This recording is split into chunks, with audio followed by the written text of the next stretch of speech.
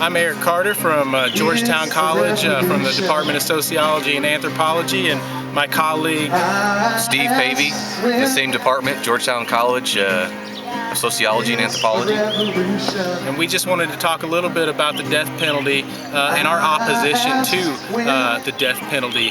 One of the big things sociologically speaking is thinking about how the death penalty is very tied to race and class, just like the prison system is very racialized.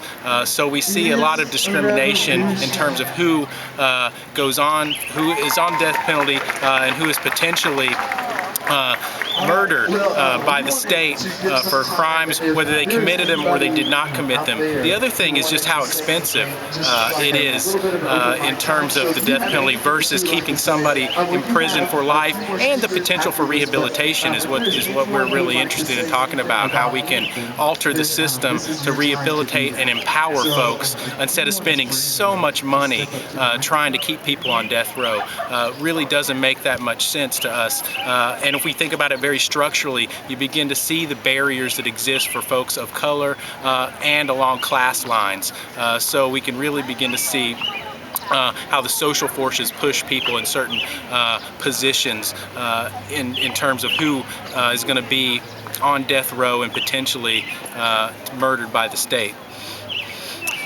And I just wanted to bring up the Christian perspective here. Georgetown College, Christian campus, people are on both sides of the issues, but from our perspective, we're completely pro-life, which means being against the death penalty. We take very seriously Christ's word when he shows up on the scene and says that he's bringing here to speak the good news, which is for the poor, the disenfranchised, and those who are in prison. And those who are in prison and on death row are among the very least of these.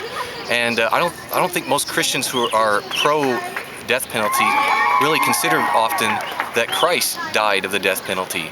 The cross, in many ways, is the modern day death chair or batch of the liquid that puts people to death for his political outspoken words. And there's, again, we brought up tied to that the innocence of Christ, and the number of innocent are on death row.